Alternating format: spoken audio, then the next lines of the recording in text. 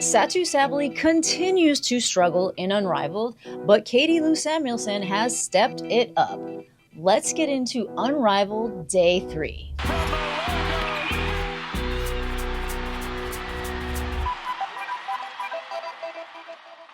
So I might be one of the only people to think this, but I have to say that Unrivaled in Day 3 at times was kind of hard to watch. I saw a ton of bricking, so many missed shots, so many missed open shots, and especially in the first quarter of the Laces mist game, nothing was falling. The mist was struggling in the beginning with a field goal percentage of 16%, going 2 for 12, and at three-pointers they were 0 for 3. They all kind of looked tired, like you'd think they were on like back-to-backs, but they weren't. They definitely had some rest between games. The defense wasn't really all that, especially SATOU SABALLY. At times, it kind of felt like I was watching an all-star game where they weren't really like fighting for the ball.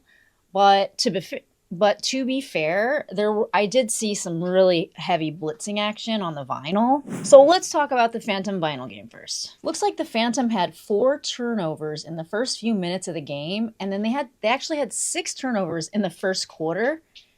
And this is something I've noticed. This is something I've noticed a lot in this Unrivaled league are the turnovers. But again, I mentioned this in another video. It does take time to build chemistry with each other. So that's an inevitable.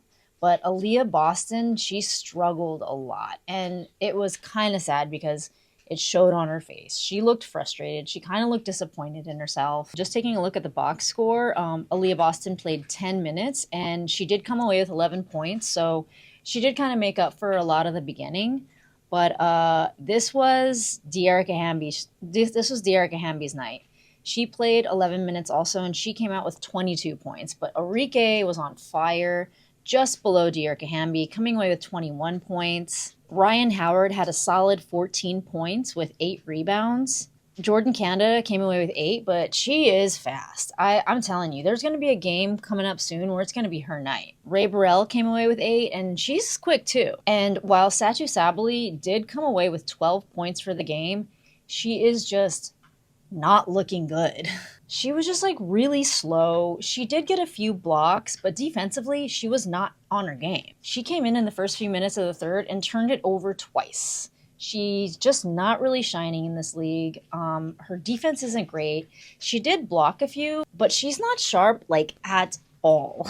I am so curious how this is going to look with her free agency in the WNBA, because as it is right now, like, the optics of this, even though that 3v3 is definitely different than 5v5, but just the optics of how she's playing, it kind of seems like her free trade stock could tank a little. But she was 5 for 9 with field goals, 2 for 4 for threes, which doesn't look that bad unless you're watching the game, because just her game isn't sharp. Sabrina Ionescu came away with 16 points, the high score of the Phantom.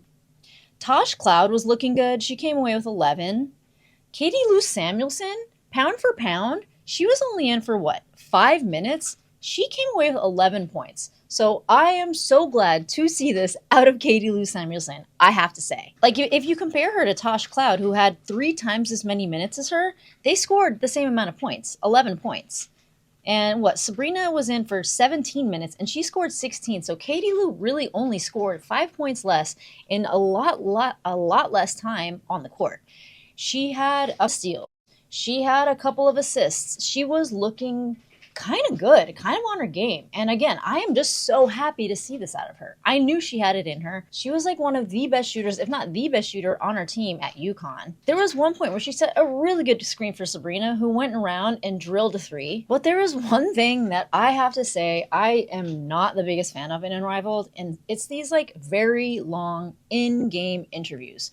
There was one where they were interviewing Fee, and it was from the beginning, from right when they came back from commercial break to the next commercial break. She was on the entire time. This is like taking away from my game experience. I love Fee, but they were just asking her the same questions and talking about the same stuff that they talk about in Unrivaled. They were talking about the facilities and the fact that they have saunas and cold pools and all this stuff. That is great, but that's like all they talk about in almost every interview.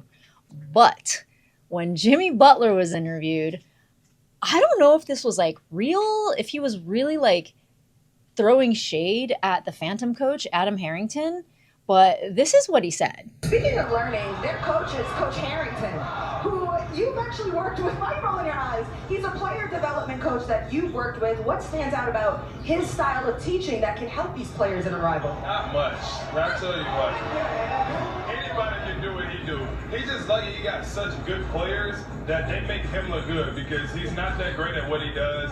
But my goodness, having hoopers like he got on his team, lucky. He's a lucky guy. Yeah, it's all about the talent, right? It's all about the talent. Coaches are good, but when you got some talented players, they always make you look so much better.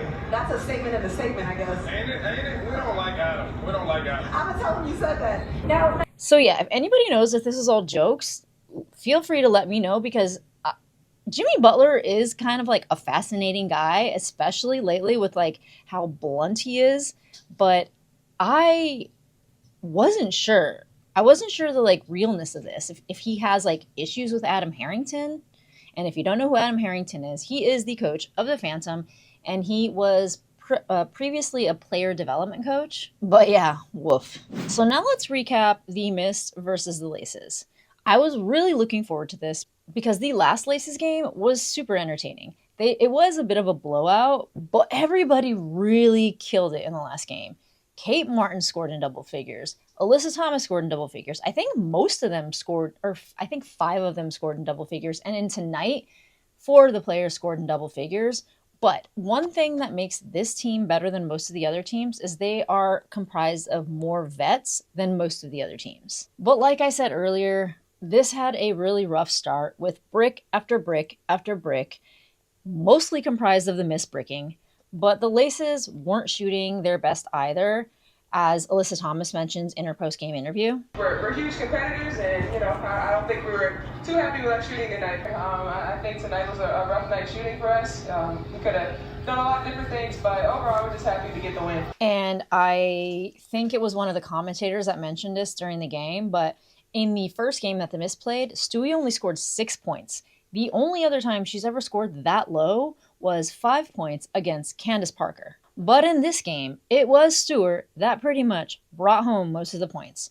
She came away with 17 points, going 7 for 17 at the 2, but 0 for 4 at the 3. Jewel Lloyd's field goal was 5 for 8 and 0 for 1 at the 3, but she came away with 10 points. Rakia Jackson came away with 9 points with 9 minutes in. Dejanay Carrington kind of had a rough go of it, and she was only in for 7 minutes. Courtney Vandersloot was just bricking a lot. I saw her throw an air ball, and then afterwards I saw Jewel throw an air ball.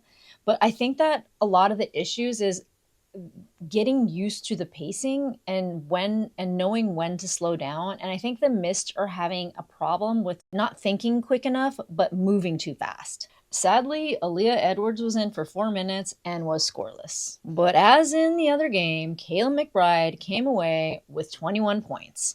She went 9 for 22. She was 9 for 22 at the field goal and 2 for 7 at the 3, which she did do a lot better in the previous game. And she was in 15 minutes. Tiff Hayes, she killed it. She came away with 16 points. Alyssa Thomas came away with 12.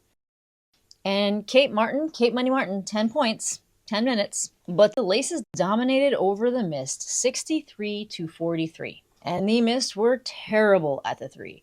They were 13% at the 3. And I mean, honestly, the Laces didn't look that great either. They were at 38% field goal and 31% at the 3, which isn't bad, but that field goal percentage is pretty low. Day 1, by far the best. Day 2, I really enjoyed, even though there was a blowout of the Laces and Phantom. And day 3, I have to say, I don't know. Maybe this is just me, and I'm not sure. I love Unrivaled. It's so fun, but this was a little hard to watch at times.